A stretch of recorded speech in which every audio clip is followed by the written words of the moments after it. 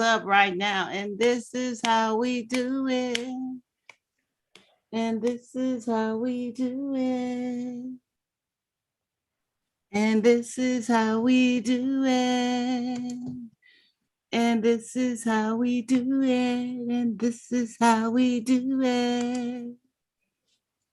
Hey now, what's going on, grown folks? We are here. You know what? Excuse me, everybody, for being a couple of minutes off my track here. The 49ers kind of threw me off. They were winning, but now the score is 12-13, and they are losing. So, you know how that go. But we got this. What's up, John? What it do? Welcome, man. Where you at? You in Hawaii? Doing my little vacays. Yeah. Are you for real? Yeah. No, you not. That's what's up. You think it's bright and sunny right now? Yeah, I want some of them trees too, man. Let me get some of them trees, bro. You got, know, with all this rain going on, you know. Oh yeah, don't worry, be happy, huh? I gotta love y'all. Y'all was scaring me today. I was getting ready to go solo without you because I know the game is on. But anyway, I want to introduce everybody to Donna Smith Show. We are glad our panel, 2 of them, made it today. And I want to thank everyone for being a part of what we do. Although the game is on, the 49ers is playing. The game is on. I think the Raiders played early. Did they win? Played earlier, yeah. Uh-oh. Did they win? What did I do? No. Anyway, we are here. And before we get started, we need to bring out our toast. Uh-oh. I need my glass. You know what? Can I get a glass? You know, Dang. grab a coconut off that tree behind you. I was supposed to grab a coconut. You want some coconut juice? What's good? What's good with coconut juice? Now you up here. Now you done muted yourself. I don't know how many times grown folk watching audience. You know, they know what we do every show. They know at the beginning of the show. We toast. I'm saying, what's good with coconut juice? Let's do our toast first. Come on. 1, 2, 3. Toasting to the hostess with the mostest. Thank you all. Hey, what did you do? Buy a gallon of that stuff, or you keep going back? She gonna be eggnog until Christmas. If you really want to know, that's milk. 2%. It's real milk now. You know what? Oh, wow. How y'all during the day, grown folks? We are here. We are live. I understand the rain is hawking outside. It's been doing that all day. Oh, that's wonderful. Here in Cali, I mean, we needed it, but it's been non-stop. Been gathering rain all day. And I believe the Niners are playing here in, they're playing at home, right? They're here in, you don't even know where they play. Santa Clara. But the thing is, it's raining everywhere. So I see the sprinkles coming down and they slipping and sliding as I'm peeking at the situation. But wow, it must be very difficult to play in the rain. My hat's off. And the game is interesting. It's very, very close. But I want to welcome everyone, and I want you to be safe, be careful. I know when I had to be out on the road driving yesterday and on Friday, there was quite a few accidents. And what I heard today, there was a real bad one on, I think 680. Car was just dismantled. It was rolled over. Front part was all yanked off, everything. So you got to be careful. The roads are slick. There's oil, there's fresh rain. People need new tires, and they don't slow down. People just disrespect the weather. And they just disrespect the weather, as Mr. Mims has said. And I don't like driving in the rain personally. It's scary to me. And I am a very good driver. But, you know, you can do your part, but looking out for the next person too is something else. And especially with the commute that I do every day, at least an hour and almost a half going and coming. So that's 3 hours a day with commute. And when the roads are not right, It's all bad. So let's just pray that we be safe and pray for the next person that they drive and be safe as well. So how y'all doing? Tell me something good. What's going on, panel? What's going on, YouTube? What's going on, everybody who's out there viewing this video? This rain. I'm gathering my rainwater. Yeah. Rainwater. John, you okay? I'll be able to I'll be able to water my plants for weeks now. Well, I can start off before we get into some of the news that's going on. Oh, wow. Ben does do his planting of, his gardening and his compost, and he sent me a video one day of a whole bunch of maggots. I call them maggots, but he said they call worms. Soldier flies. They call larvae. Larvae. But they look like maggots to me, okay? And there's a whole bunch of them, and they're his pets. He got names for them. They're not fun. He feeds them, you know what I'm saying? He gets excited. He gets excited about what he does with these things. And I'm trying to find out the knowledge behind, what happens. I know maggots turn into flies. I guess these pupaes, what they call pupaes, pre-pupae and pupae, they turn into flies eventually. Ben, can you tell us just maybe a 2-minute something on what they do, what's going on with these fire soldier flies, whatever they call? Well, they're composters.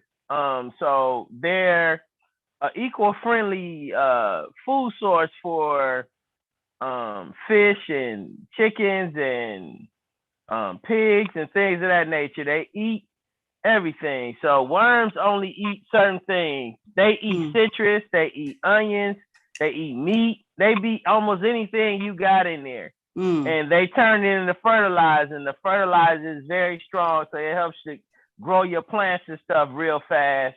And then when they get to a certain age, their cycle is usually about 40-something days, about 40 days. So from the time they born until about 3 weeks after that, they grow from a little pin to about 1 inch long. And so they eat everything. They do fertilizer, then they turn into food for your domesticated animals. And so they don't actually turn into flies. They do. They do afterwards. But if they turn into food, if they turn into food for whatever source, they ate before they can turn into a fly, right? Well, some of it do. You keep a certain percentage because you want to keep bringing the population back in. So yeah, they turn into flies. Like I have flies right now in my monarch butterfly cage. The numbers are getting nice. Monarch butterflies are beautiful. Yeah, they're very beautiful. Too. Nice black docile fly. They're not pesky. They're not like flies trying to get on your food. They don't eat. All they do is drink and suck nectar. So they real cool, real chill. They're not runny like house flies. So all over top before we move on from it, I'd like to know, so two of the major reasons for, putting these larvae together and feeding them and letting them grow and making them a food source, that is what's the accomplishment? Is that to help other people have healthier crops? Maybe perhaps you'll market them, or, what is your goal with doing this? Well, a big problem with farming right now is that the getting rid of the waste, cow waste, pig waste, chicken waste. A lot of that is an issue. Even the chicken waste, it dries out after a certain amount of time. These guys eat all that stuff and turn it into fertilizer. So they benefit humanity by turning all the trash. Like we have large fields, minefields, landfills that have a whole bunch of trash and stuff in it. These guys minimize the landfill. So they make it so that all that food and waste that they be packing in there, you don't need that because they'll be able to absorb all that. So they're very healthy for the environment.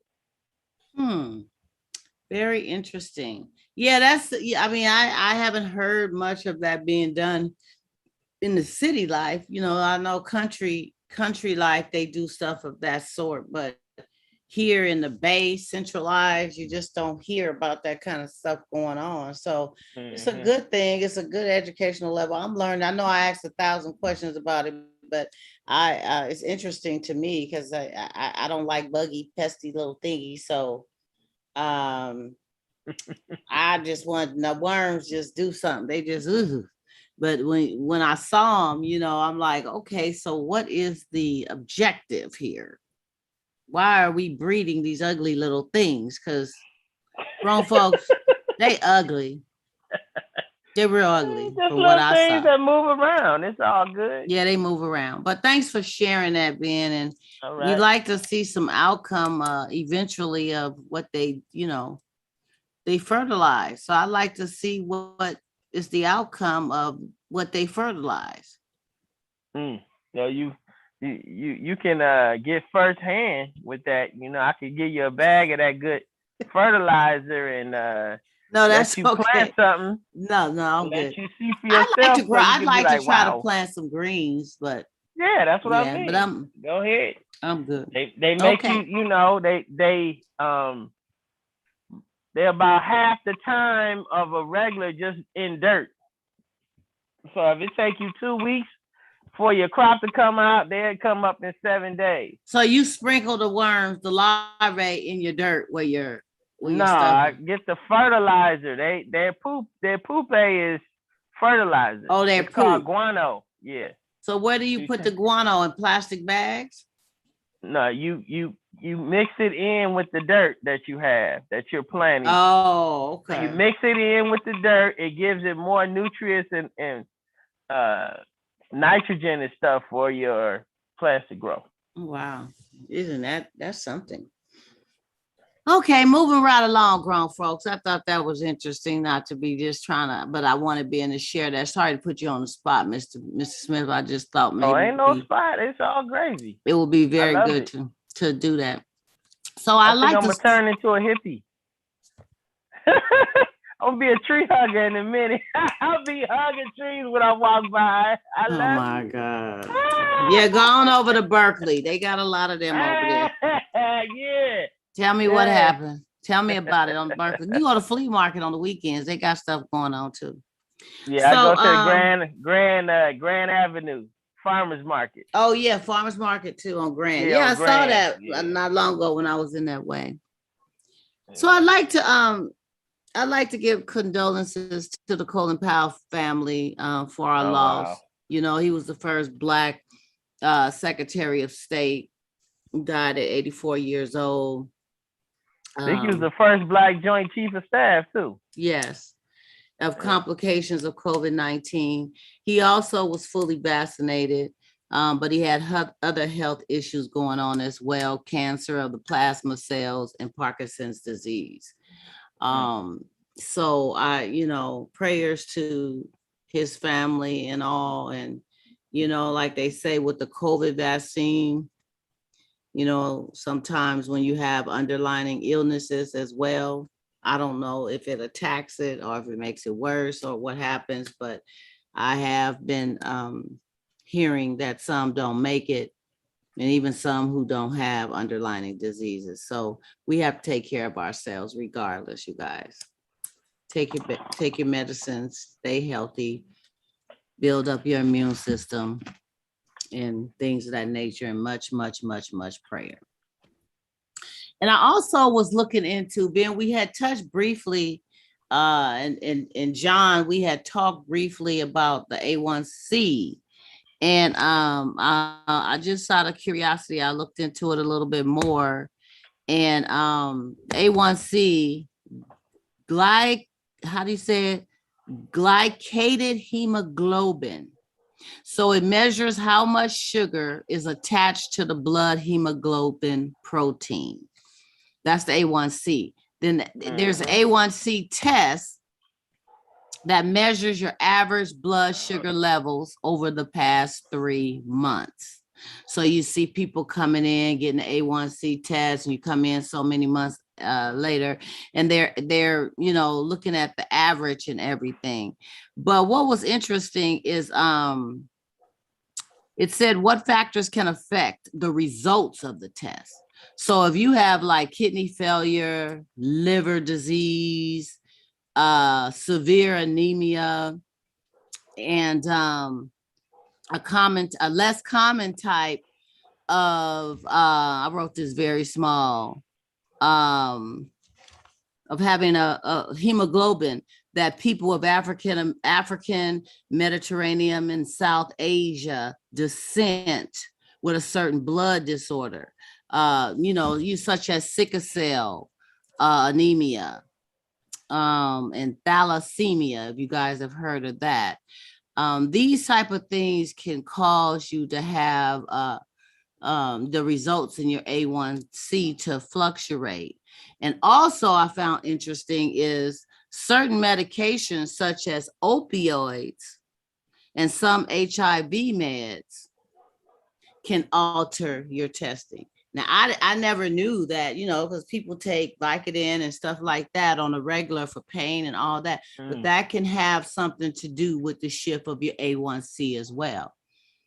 It may not be that you're, is you're eating or overweight or sugar. It could be that you're on these particular medications. And some of the symptoms is, you feel very tired and drained.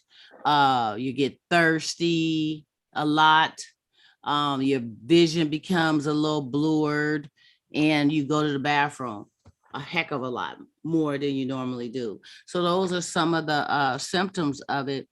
And it's always been an interesting disease to me, and a scary one, because there's genetics involved, there's diets, there's genetics. You have it in your family. A lot of times it does carry on. My grandmother had it, but my mother didn't. My brother is borderline. Thank God I don't have it, but it's one of those things that it affects even kids now, and even folks who are not suffering from weight issues and things of that nature. But it did say that things you can work on is lifestyle changes, like your diet and your exercise and your rest and things of that nature. So these things help. So if you guys want to add anything in regards to the A1C, I mean the diabetes, I guess, is type 1, type 2. Type 2 is the more serious one, right? That's when you have to give yourself. It's just usually older. When you get older, you get type 2. That's type when 1 is for usually younger people.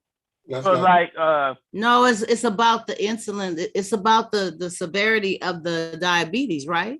No. Yes, it has nothing to do with age. It has nothing to do with age. Yes, it does. People that's older get it. That's not type 2 usually. No. Type 1 is usually a kid. I just had the class. What do you mean?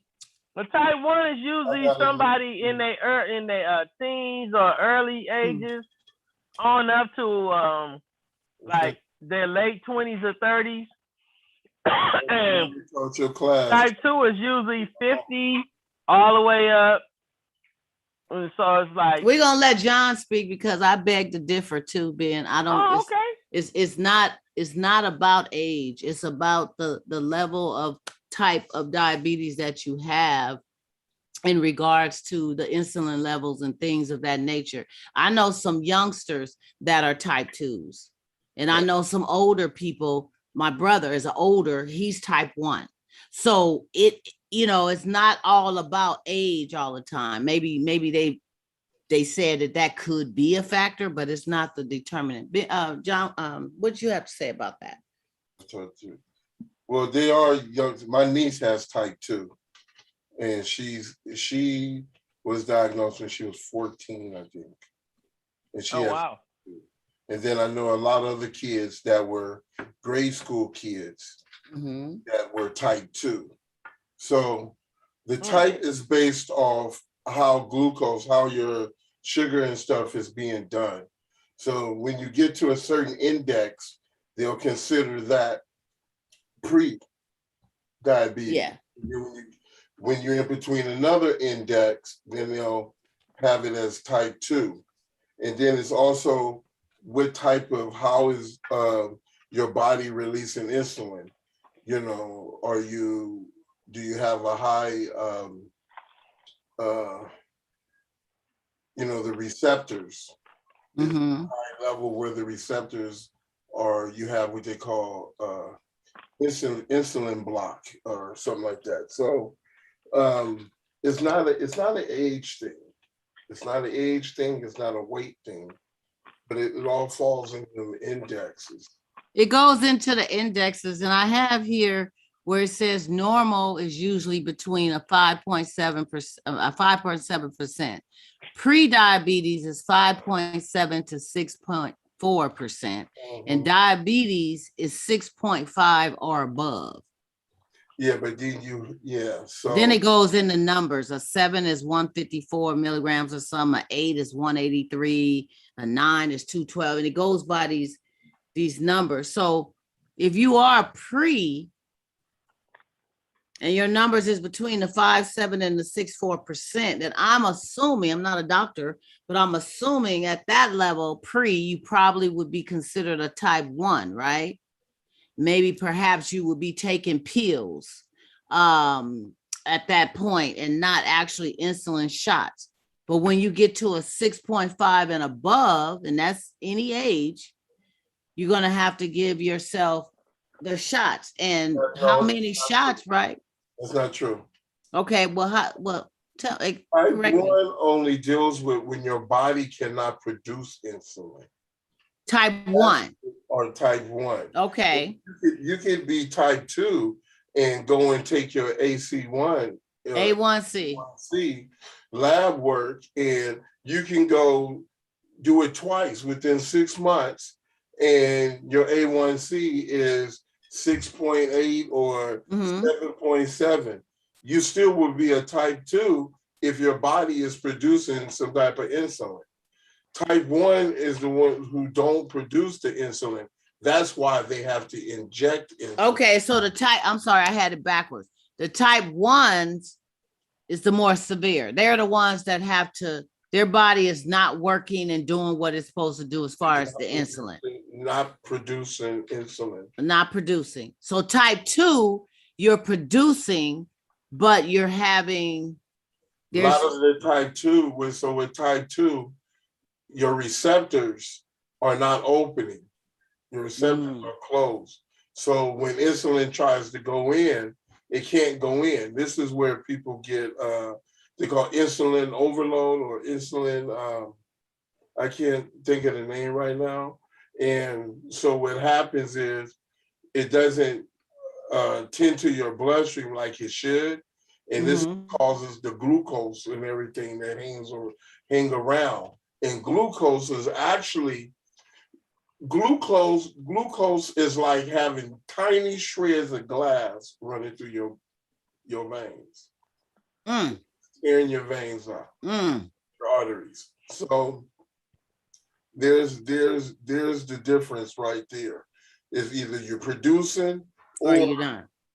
And you're producing and your receptors are closed because you're A cells or whatever, and then you have where you're not producing insulin, or some people might be on insulin and they're not producing enough or to the point where they can probably do like metformin, like a tablet or something. So they can't control. And that's why they do the A1C blood test. So they want to gauge and see what the difference is going to be within a period of time, right? Yeah.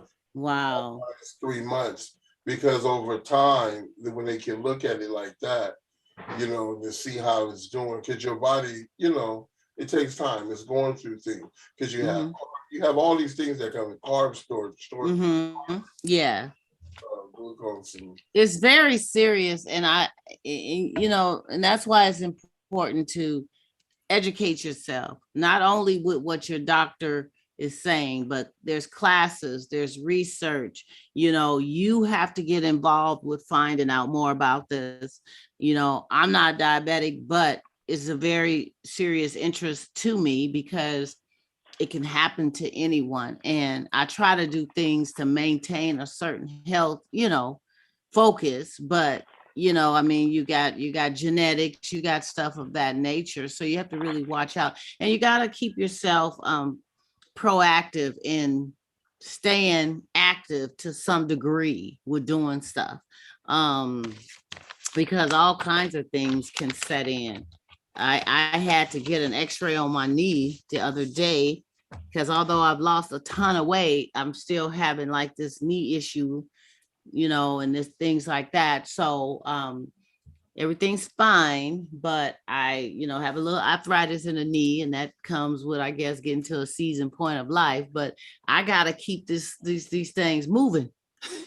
I gotta eat properly. I gotta keep it moving. I gotta drink my fluids. I gotta take my vitamins. I gotta do things to, help this situation. It's just certain things you can't do anything about. I mean, they can't give you a shot or a pill to get rid of arthritis. It is what it is, but I needed to find out what exactly was going on because my knee was kind of feeling kind of funny.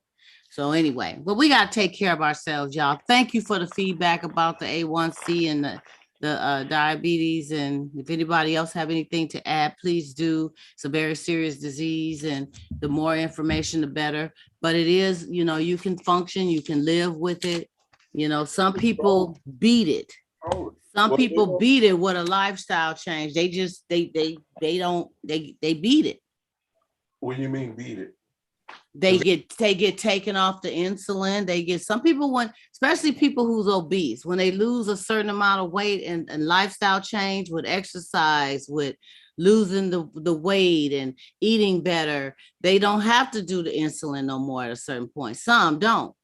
Doctors take them off of it or take them off of the pills because their body starts reacting in a whole different kind of way. I've seen it happen. Actually, it's more or less in control. There's no cure. Well, it becomes in control. So you're saying that control. They may most likely have to go back on it later, depending if it spikes again.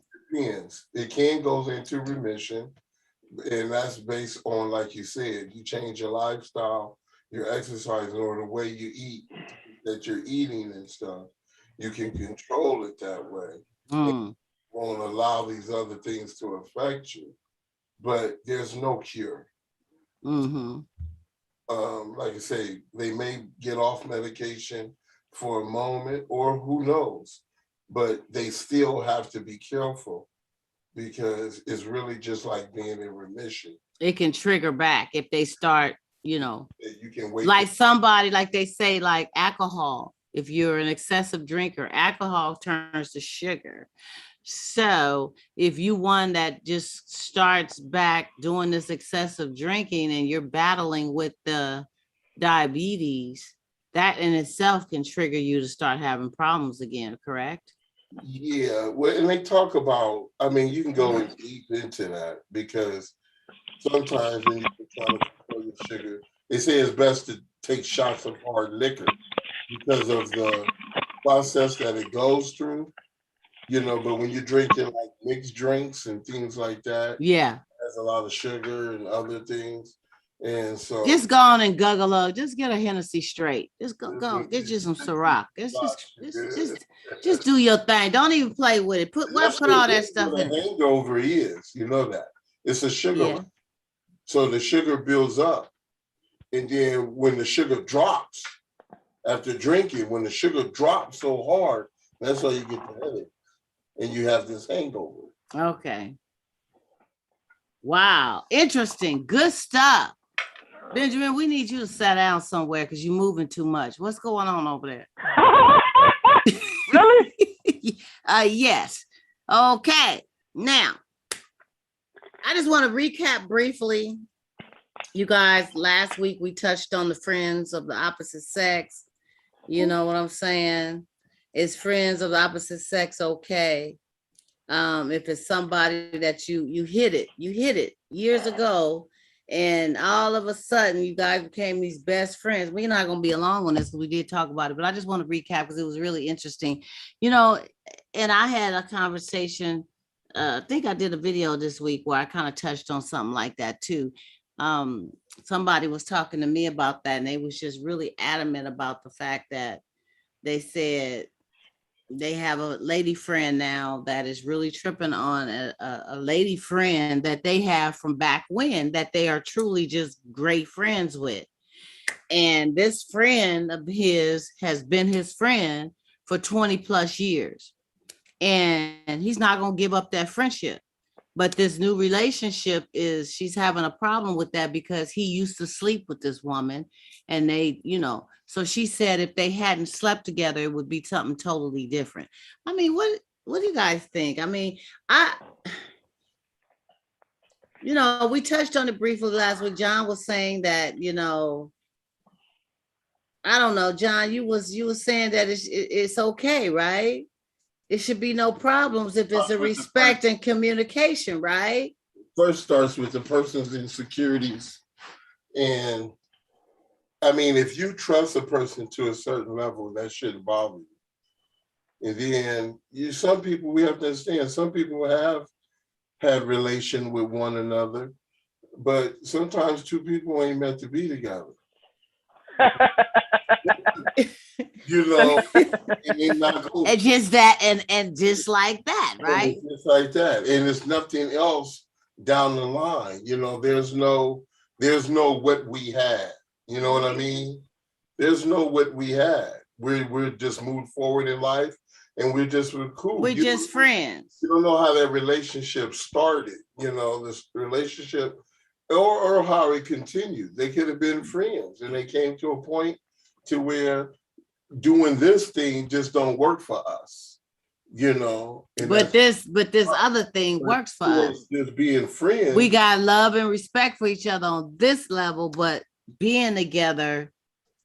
Yeah. So who is this new person to come into your life on a serious level to tell you that you can't be friends with that person no more?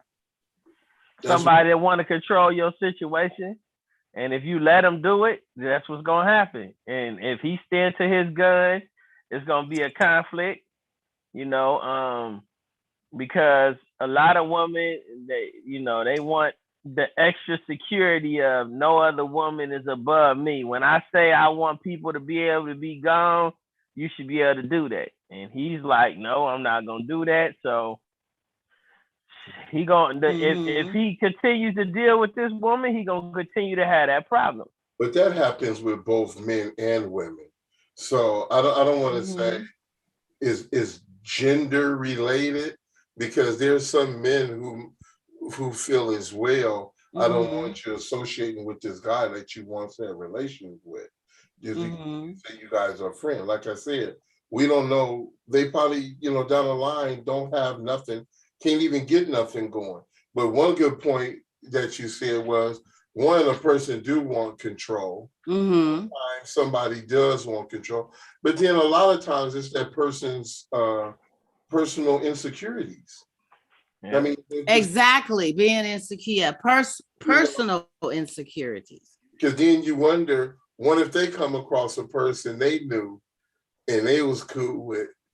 Because see, at the moment, they probably don't have no communication or whatever with someone right in the past, or whoever they dealt with in the past, it was ugly anyway, so you don't want to deal with that person.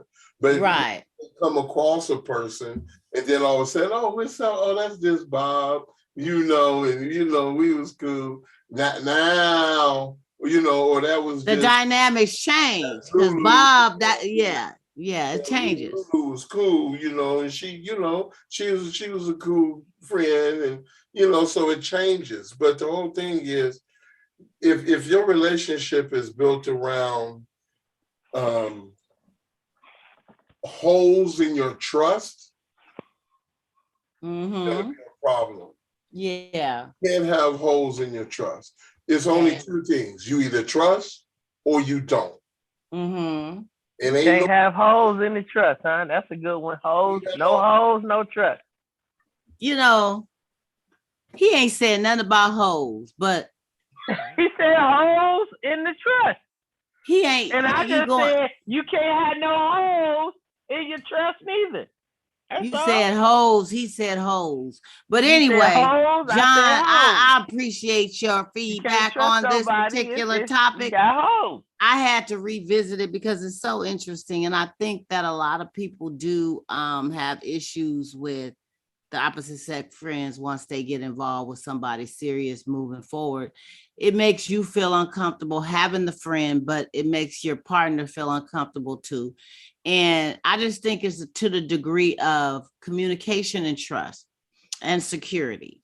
If you're secure about yourself and you trust your mate, they had a life before you. Before you came along, they had a life. They have friends that's been there way before you. And to try to dictate and give, demands on letting certain people go in their lives, I think is kind of selfish. If they're not disrespecting you with it. This friend calling all hours of the night and want to come over all the time and being in your business and, giving you Google. I mean, it's certain limitations, because a woman has a certain intuition and men do too. Men do too. You could kind of feel one another man. A man will tell you all the time, yeah, I know that dude. He just wanted to, yeah, he was just trying to get, yeah, I know. Because I'm a man. I know men. You know what I'm saying? Y'all know each other. You kind of know women. We know women. And we know what they try to do. So anyway, I just needed to touch on that for a minute, but we're going to move right along. You guys, for our inquiring minds want to know question of the day. Yeah. Uh-oh.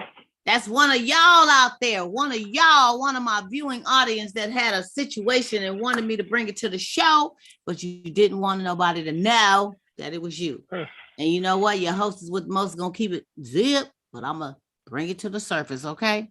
And it goes like this. I just met this man, and I think he's hot.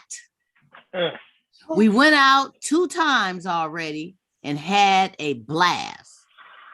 There is definitely a connection there. I have a roommate and just now do not want to invite him over. I'm just not ready to invite him over. He is okay with that and says that he lives alone. My concern is that he hasn't invited me to his house yet, but has offered to take me out of town for the weekend. Should I go or wait until he invites me over to his house? No, we have not had sex yet.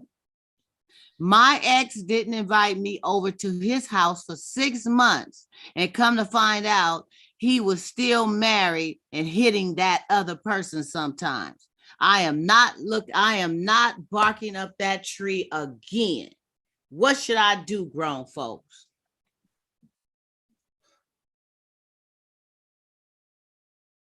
She said she has a room, or that one person said they have a roommate.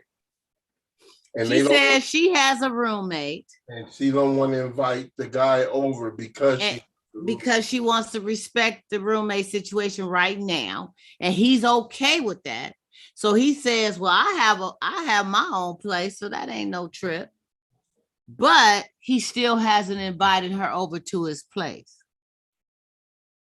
But they went out 2 times. 2 times they went out. How long, so, and he says, hey, I want to take you out of town.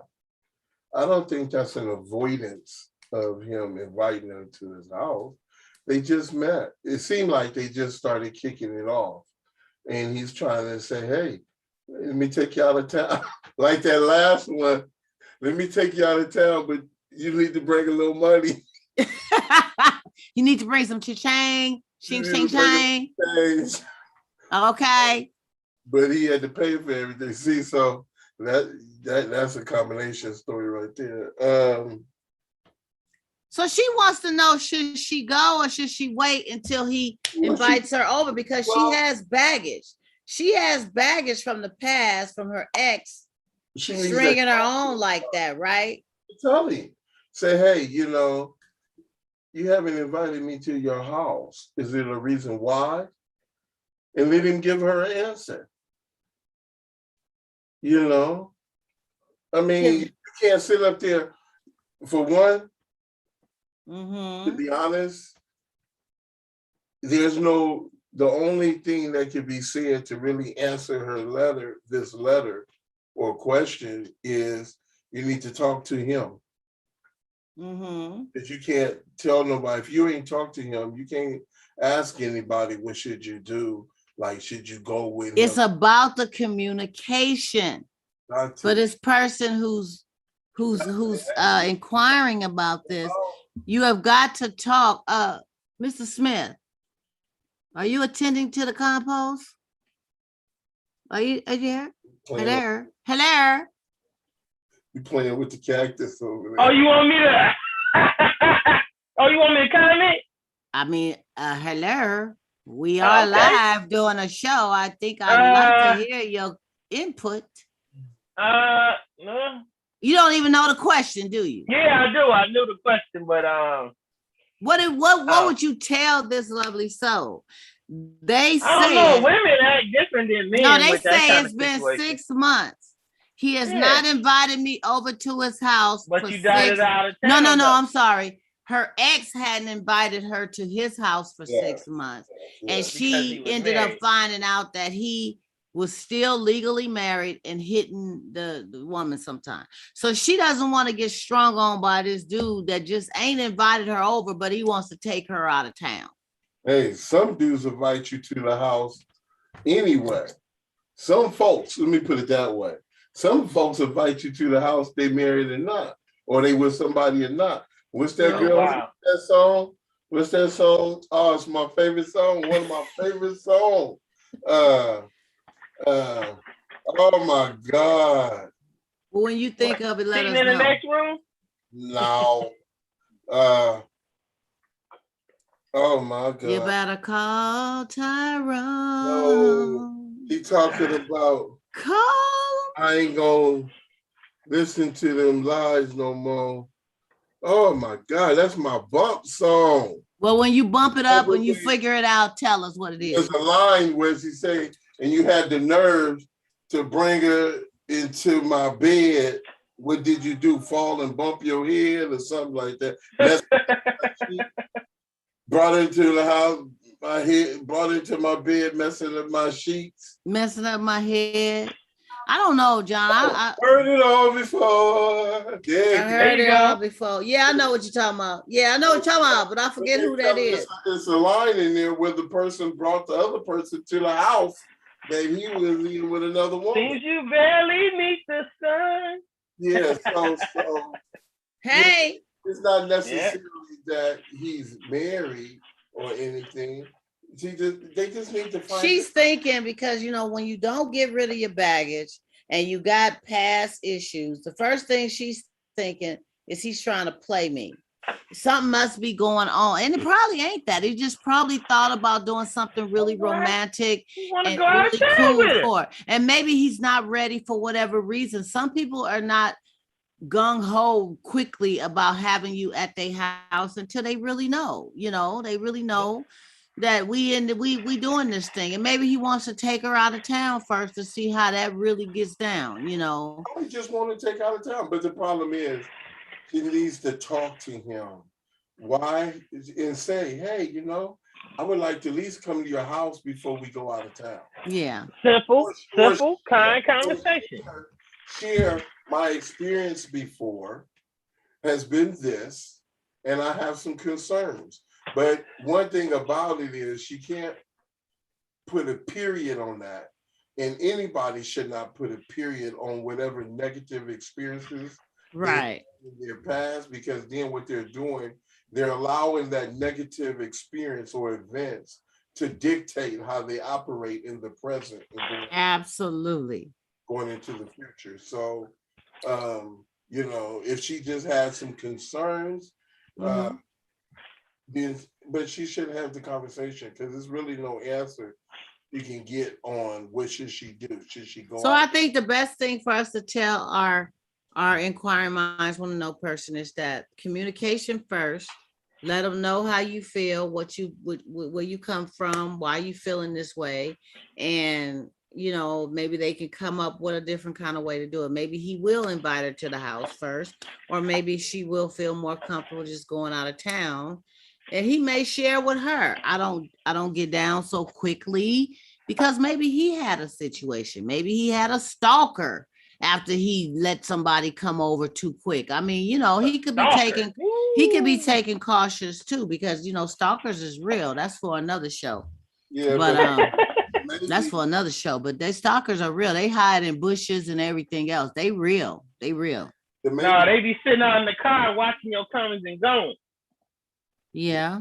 The maybes don't mean anything until you got to have the conversation and just deal with the answer. That's right.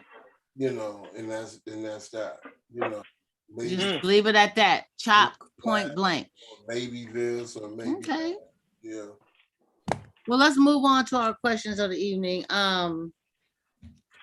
As much as we talk and laugh about sex, you guys, is it still accurate to say that many of us crave or desire actual intimacy at times more than intercourse? Or is it your thought that intimacy is overrated? If I have to read that one again, I will, because I know it got kind of deep. It's kind of intense. Intimacy is overrated. Is it still accurate to say that many of us crave or desire actual intimacy? We crave this intimacy at times more than we crave intercourse? Or is it that your thoughts are that intimacy is overrated? Is intimacy overrated? Should it just be strictly about, if you want to go straight to the prize, just go straight to it. Intimacy starts outside the bedroom. I mean, I think that's part of the sexy of it all. You create the intimacy vibe, it's mental. Is everything that you do before you. It doesn't have to be in the bed bumping and grinding when it comes to intimacy. But what do you guys think? And my viewing audience out there, please chat. Tell me, what do you think? Intimacy, huh? I think that's a big part of a relationship, is having a nice intimate situation with somebody. But I would say that sometimes, if you're in a long-term relationship with somebody, sometimes it's nice to just, get it in, but it's nice to have that person to go home to and cuddle with. I would go along with that. What you laughing at, Tim? I'm listening to Ben. I know Ben be all over the map. I'm thinking about the question. Yeah, it's interesting. Intimacy.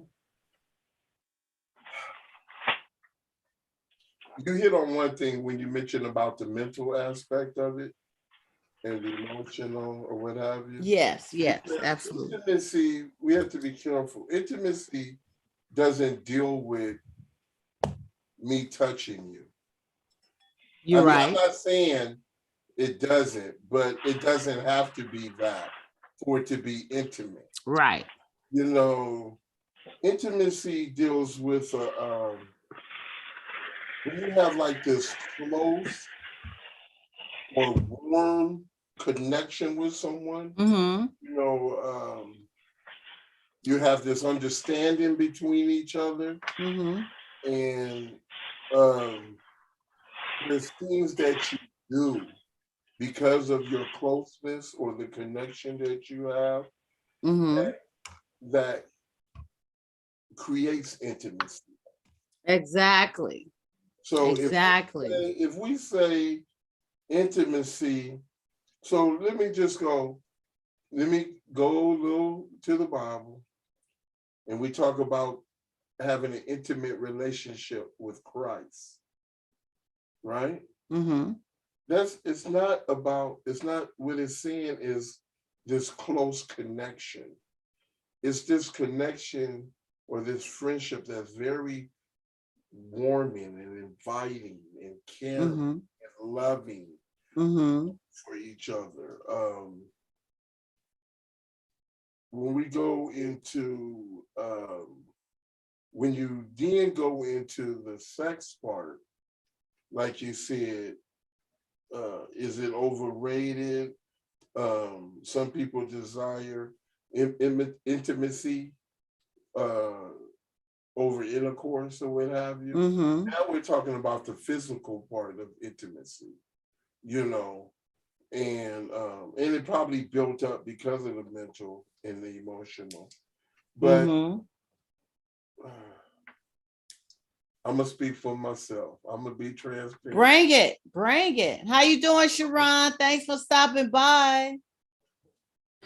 Hey y'all. Hey y'all. Sorry, I don't have my camera on. I'm not camera fitting right now, but I'm here. Okay, great. Good to see you. Nice to hear you. Yeah, nice to hear her, huh? If nothing else, we hear her. We're talking about intimacy and at times are we craving? Is it still accurate to say that it's okay to crave intimacy other than more than intercourse?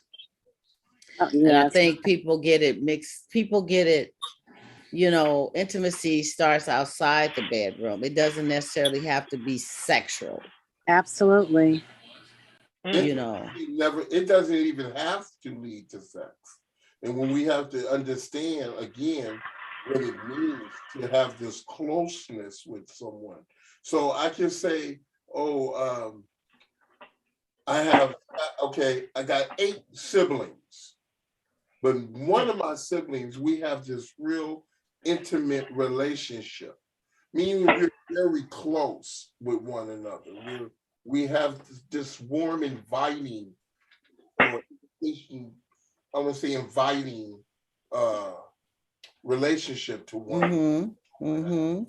But like I said, when it came to the part of when you mentioned, you know, sex wise over intercourse and intimacy, like I said, as for me, I'm gonna have to be a little transparent. And y'all call it what you want. Ain't no punks over here. we ain't calling you none of that. Yeah, never that, never that. Hey, pentagram down. Some folks get it mixed up when a man talks about intimacy and choosing intimacy as understanding when you really understand who you are sexually with the opposite sex, right? I'm speaking for me, opposite sex. Right? I think that's just a deeper part of yourself that you've gotten in contact with, other than just being that it's just sex. Yes. And so for me, I can be intimate and engaging in the touchy feely and kissing and everything else, and don't have to have intercourse and can be satisfied. See, everybody can't do that. Well, see, that's deep. That's deep because everybody can't do that. Everybody can't. Exactly. And you don't do that with everybody. It has to be, again, this intimacy to get to that stage. It had to start somewhere. And it has to start, like you said, outside the bedroom. But it has to start within the relationship between the two people. So the two people have to have this closeness and this understanding of one another and what have you.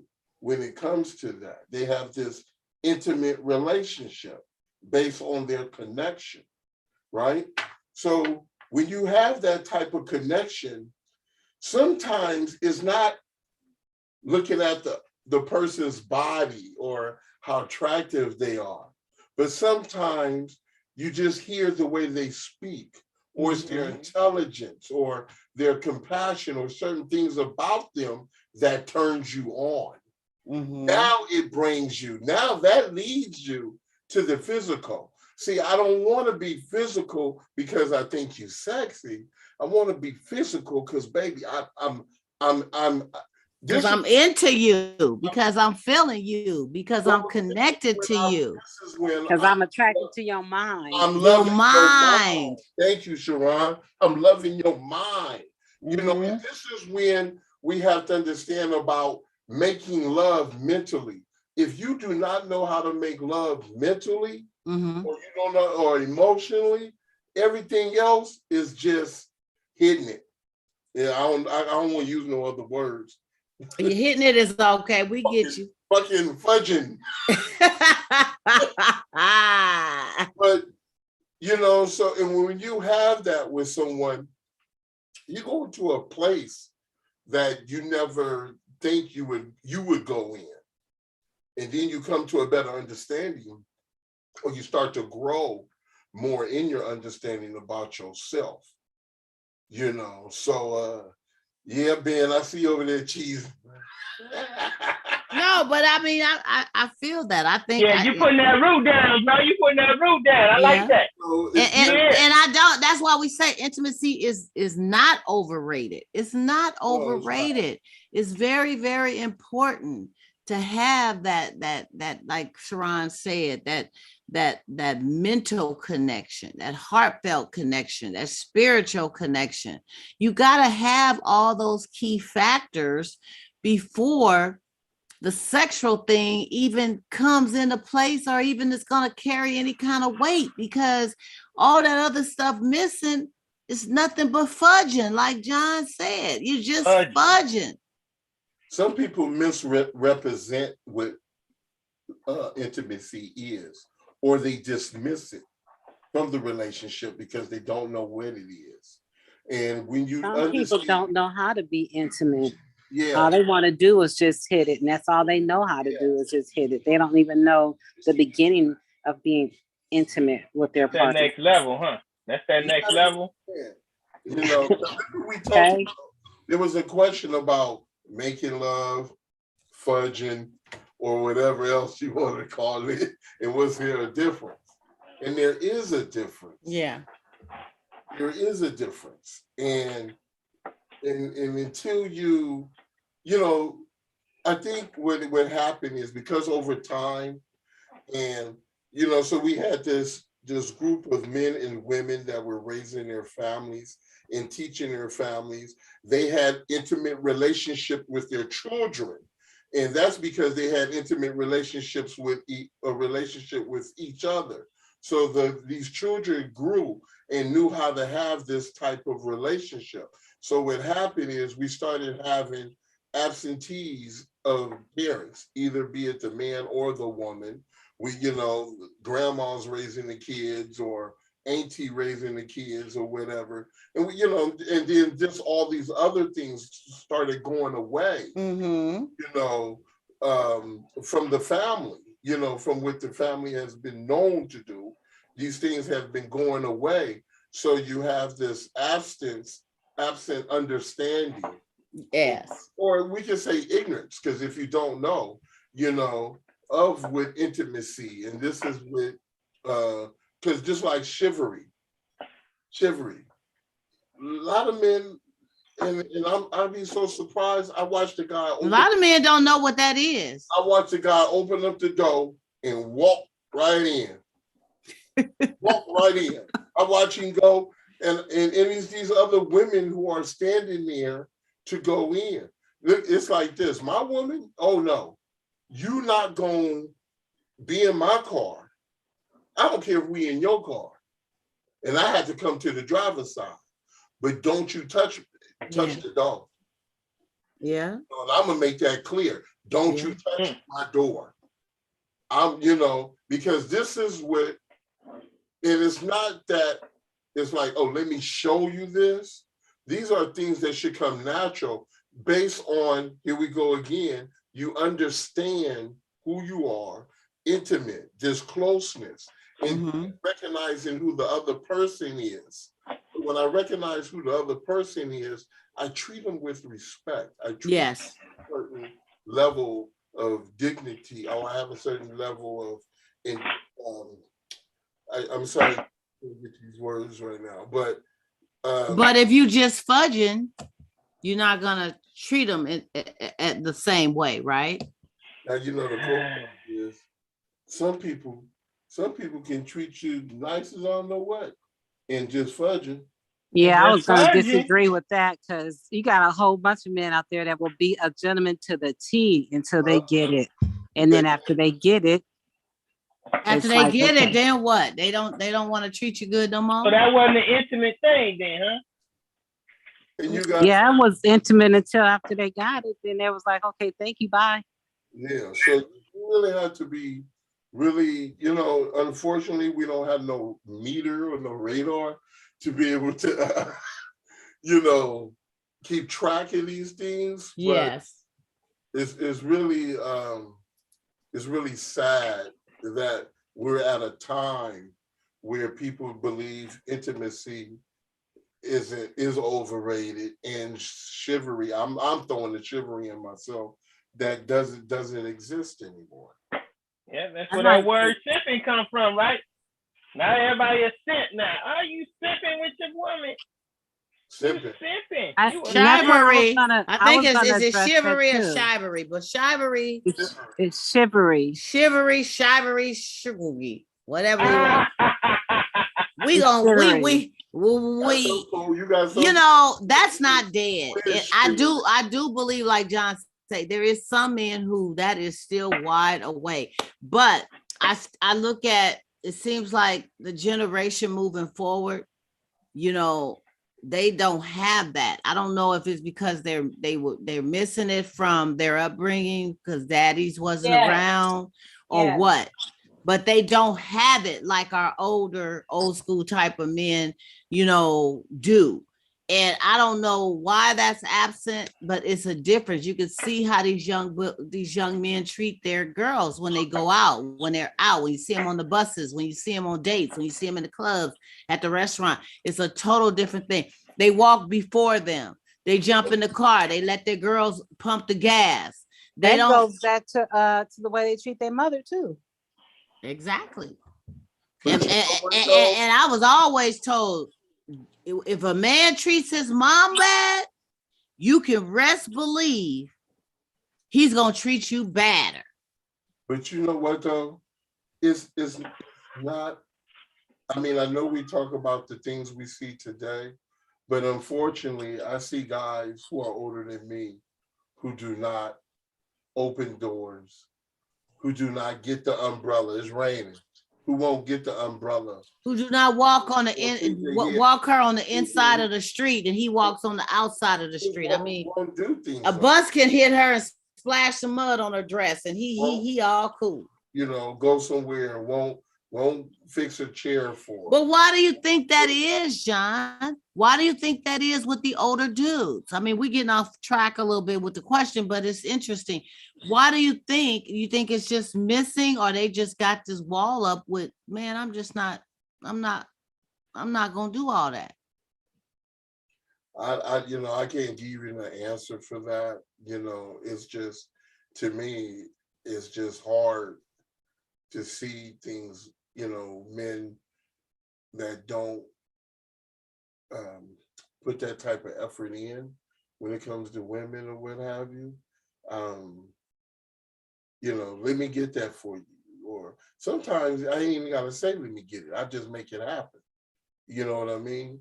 And so when I see other people, and I don't do it because I don't trip off because what I do, but I trip off of it because what I believe men should do, you know. And, you know, you're supposed to be the protector, not the runner. You go down. That's right. Running away, you know what I mean?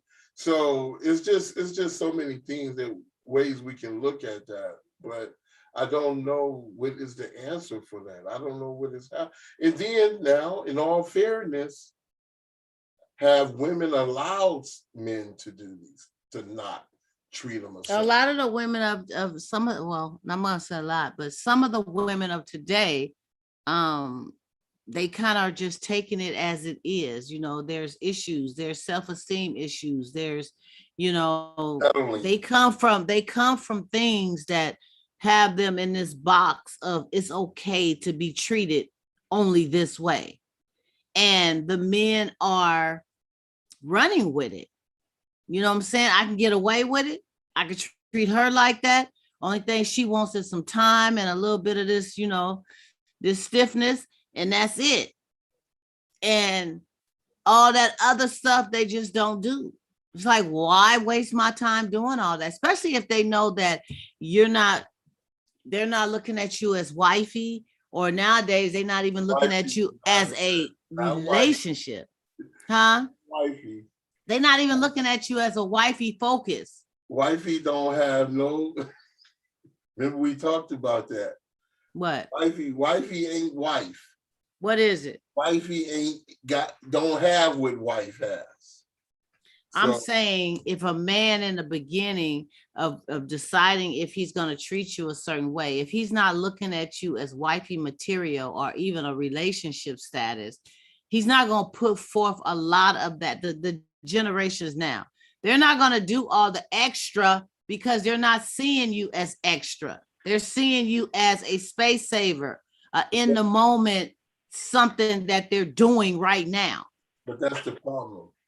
It's been able to be like that. You know, they following behind in music, the lifestyles, the Instagram, the social media. So that's what they're portraying.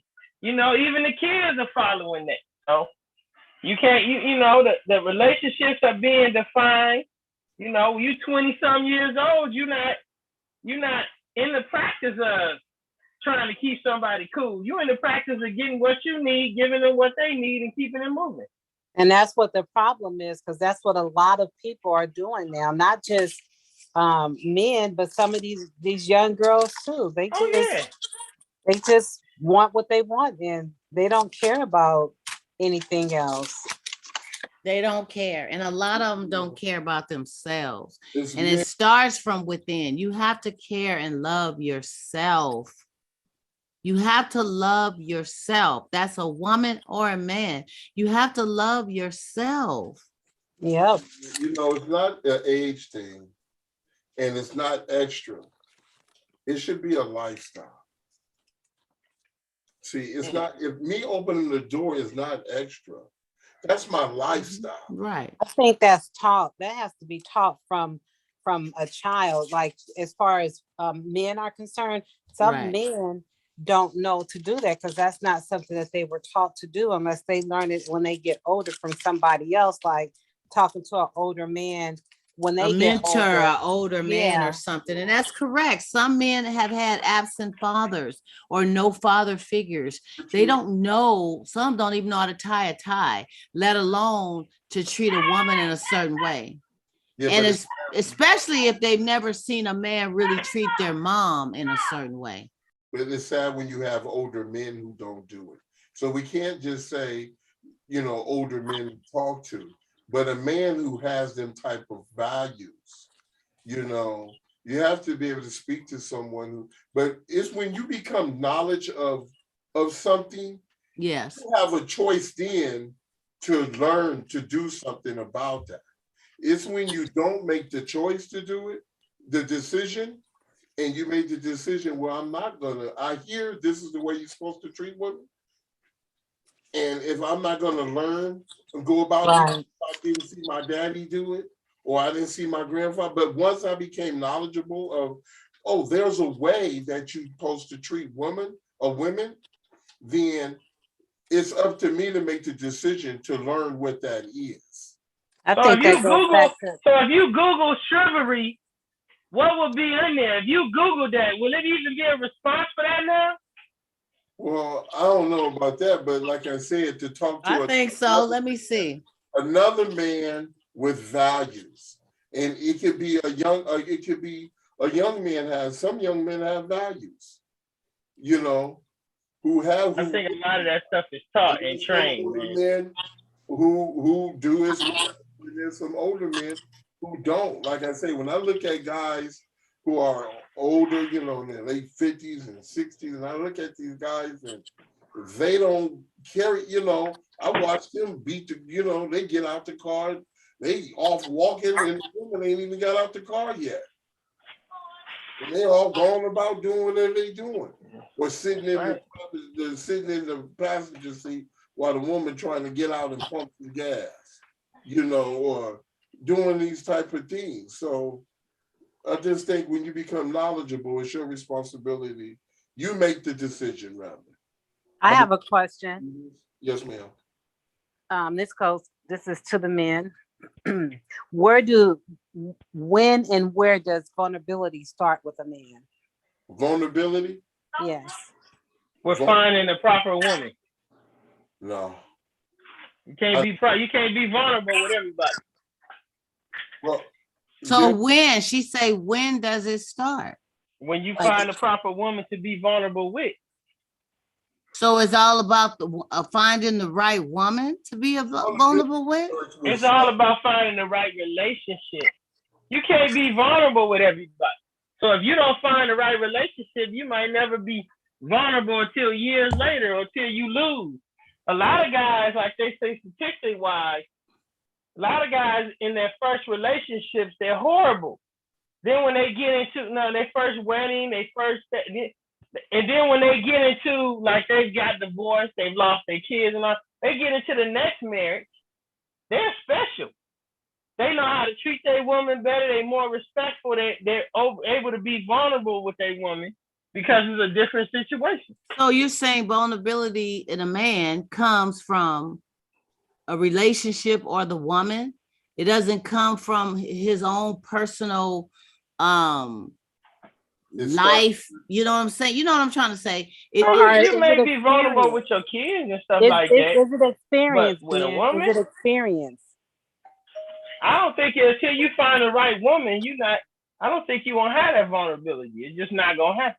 It could be vulnerable in a lot of other ways. It could be vulnerable in life. It could be vulnerable with your kids, with your focus. That kind of stuff. But we talking about relationships. Y'all was talking about relationships. Well, she didn't Y'all specify. talking about with your She mama didn't and specify. daddy. I don't know. The first vulnerability will probably be with your mom. Because you was a child. If you want to go all the way back to being a baby, you was vulnerable when you was a baby to your parents. No, and as you got deeper into the world, that changed because you seen how the world would treat you if you were vulnerable.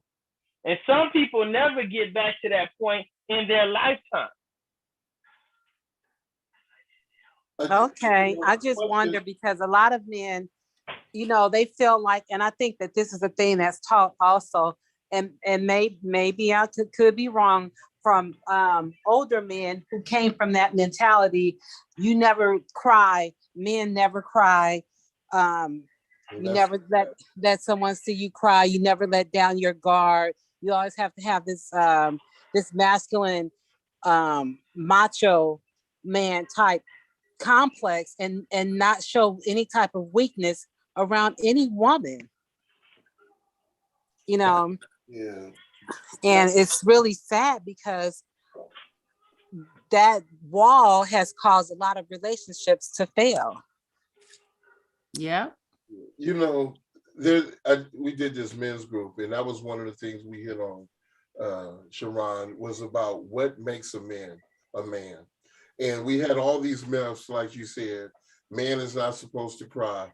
2 kids fall, we all heard it. The little girl fall, they pick her up and comfort her. Oh, poor thing. The boy fall, he cry. Get up, boy. You ain't supposed to stop crying. Right.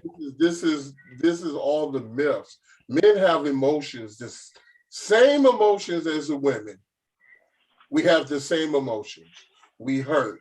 We laugh. We cry. We get sad. We're happy. We're joyful. Sometimes we're not joyful. Everything that a woman has when it comes to emotions is just that because of the way things have been gone or cultivated in our minds, that we're not supposed to be in touch with them type of emotions or what have you. So then when it comes back to like what Cheron said, when does this vulnerability start? The vulnerability starts when you're honest with yourself. Anybody, when you're willing to accept what happened, because sometimes it could be exposing something about my past, or it could be exposing something that is considered my weak area or what have you. But when I'm able to be transparent about that, but first I'm honest with myself and I'm able to be transparent with it, don't mind being transparent, then it's really, it can seem vulnerable that I'm being vulnerable in a sense of I expose some things that you might could use against me later or that might can hurt me. But because I'm in tone with what I know with me and where I'm at with me, and understanding that I made the decision to share this about me. So whatever you try to do, it is not the attack. The attack is not gonna affect me rather. So the vulnerability, a lot of times when it comes to a relationship, I think what happens is because we come with so many walls up, our guards up, and we build so many walls around us because of things or what have you, we never get a chance to get into a position to let someone know us, or we get in a position to know that other person because we're so busy worried about what can you do to me about something in my past? Unless I done committed this murder and you decided to call the detectives and tell them you done ran into me. But other than that, the events that I experienced in life or whatever, being good or bad, you can't hold that against me. Absolutely. And I think a lot of times we get caught up like, oh no, I'm not gonna, I ain't telling this person this. Now, like Ben did say, you can't tell, you make the decision when to, or how you're going to. But it should be at some point when you know that things that I went on in my past or whatever events I experienced will not affect me in my present or my future, and I will not allow anybody to affect me or to use it as a weapon against me, Yeah, you test out women too, don't you? Huh? You give certain women a test. You might tell them something and you see how they're gonna react to it. No, I don't test nobody. I'm gonna tell you like it is. See, one thing about me, don't ask me. One thing I'll tell you, if you ask me, tell me about yourself. I'm gonna tell you, how about you ask me some questions? And I don't mind answering the questions. And then in answering the questions, it might lead me to expose more. You know what I mean? But I'm not putting nobody to the test. I'm gonna tell you, this is what went down with me. This is how it is, and this is where I'm at now. It's your decision to accept it. If you want to accept it. That's right. That's right. I feel you. Yeah, because at least you gave them the opportunity and you put it out there. Now, if you want to deal with me, you can. If you don't, now you know what's going on. You don't have to. If you want, if you say you want to know me, guess what? I'm about to introduce you to me. I think that's good because I think a lot of times, me and my daughter had this conversation where you meet the imposter first, and then once you start getting to know the person, then the real person comes out. And I think why you can't be vulnerable when you first get started because you don't know what's going on with this person. It's a whole brand new situation.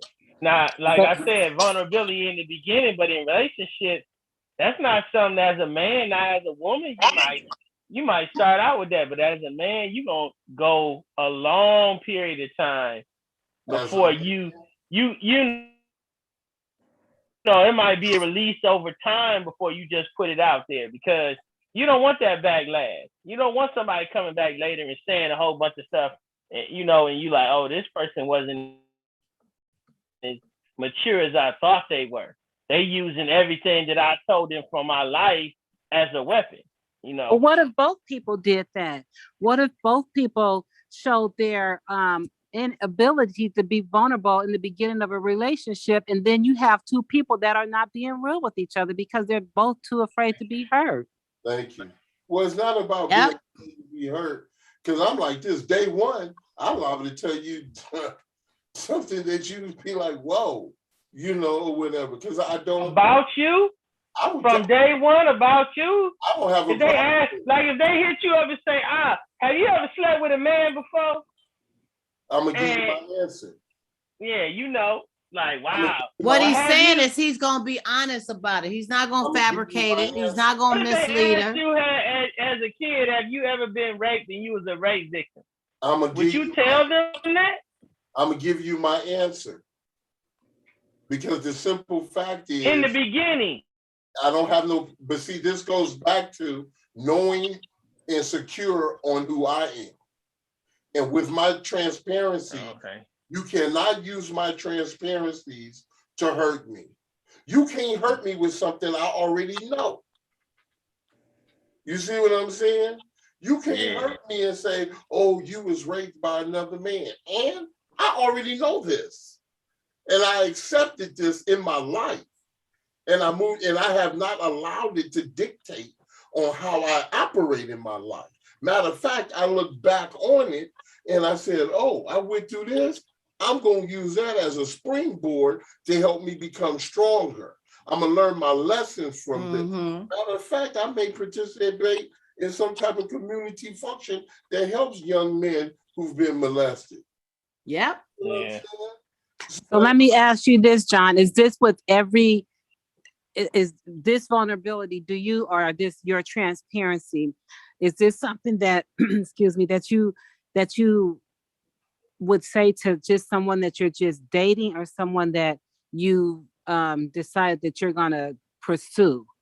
Because you don't just come out and say this to somebody, you just go on the date for the first time and start spilling your whole entire life to them. This is someone that you I think that's what Ben was saying too. Do you do it? Somebody ask me the question, be it a relationship or someone I know or met, and they say, have you ever experienced this or whatever? I'm going to share. If they don't like it, because for me, when I share, I'm going to minister to you at the same time around it. See, my testimony, what I've went through, I'm not going to allow it to affect me, but I'm going to use it to help you or maybe help someone or share with you, and you might can help somebody else who may have been in my situation, because I'm not ashamed of whatever it may have been. You know, I'm not ashamed of the lifestyle I may have lived. There's no shame and there's no regret because I learned some things. See, if I wouldn't have learned, if I would have these regrets, then how can I take the lessons? You see what I'm saying? So how can I take the lessons as my benefit? So if I meet some woman and we go out, we going out to eat, and she says to me, have you ever did this or whatever? I would say, well, this is what happened with me. And if she decided to get up, thank you. I see you judgmental. See ya. Wouldn't want to be ya. I can probably start judging based on truth. She did you a favor, huh? Pardon me? Yeah, that's real. She did you a favor, huh? Did me a favor. Now I see that you're judgmental. I see that you're closed mind, closed-minded, and whatever else may fall under that. You see what I'm saying? So it doesn't affect me. Matter of fact, good. If you ain't ate off that plate, I got 2 plates. I'm gonna take you gonna eat her chicken? You gonna eat her chicken, John? Don't you eat her chicken? So I got dinner and lunch tomorrow. Okay. So I mean, you can't hurt me with the events in my life. You can't hurt me twice. And that's what happens. A lot of folks allow things to continue to hurt them. Once you've been hurt and you went through what you were supposed to go through, it's time to move on in whatever way you can. Not everybody climb the ladder at the same speed, but long as you get on the ladder, that's the main thing. Just get on the first step. At least you own the ladder, And you're attempting to climb. You're moving forward. You're attempting to move forward, but you cannot allow people to hurt you again for what you already went through. Yeah, that's real talk. Amen. You know what, y'all, man, good stuff. Y'all done just took up the time with everything. But this is some good stuff. I couldn't even bounce off with the last couple of 2 questions tonight, but this was so juicy. I had to keep it going on. But you know what? I admire you coming out, John, with your testimony, the way you keeping it real. Cheron, your questions was on point. Ben, you always just, man, I just don't know what to say. You just out there with it, my brother. We gotta appreciate you. I wish you would sit still though and stop messing with the worms and everything else. No, I don't want no worms. You make me dizzy with all this moving around. I'm like, where is he? Where is he? But you know, I had got a couple of more. I can't be on the late night no more. I know it's all good. You got to get up, and I do too. But the other couple of questions we're gonna save for next week. You know, we like to give a nice grown folk sexy talks question at the end, but we're gonna save that for next week because we are at our time. But I want to say I thank you guys. I appreciate you, and I know that some of the things we hit on tonight's show will be a minister to someone. You know, people are always wondering, am I the only one going through a certain situation? And I'm going to talk briefly next week about, on one of my videos I did about size mattering. I'm going to bring that up because somebody beat me up on my post on YouTube about that. Dude was all over the place with it. But you know what? I came back with the jab. Ooh. Size matters. You know what I'm saying? Because that was a good topic, but I came back with the uppercut. You know what I'm saying? But we can talk about it later. We're going to talk about size. I just want him to know if he's watching this, it's coming at you next week, partner. How's a woman going to talk about size? Hey, let me just tell you this. Let me just say this. Let me just. I said next week. There's all different sizes, right? And in all them different sizes, you're gonna find single folks. That's true. So if size was the big issue, why you by yourself? That's true. Hello. You know, keep that thought. We're gonna start it off with that sentence right there, John. You need to make sure you remember that. That's gonna start off the topic, the first question next week on the Donna Smith Show. I want to thank all y'all for being a part of the show this evening. You are the bomb. My panel showing up, helping a girl out, because I just thought I was going solo tonight. You know me, I go solo too, but I love when y'all here because y'all just add the extra. Y'all make it do what it do too. Okay. All right. You know I had to show up for my girl. Well, thank you. Next time we want to see your face, Cheron. Well, you know, I've been a little. I know.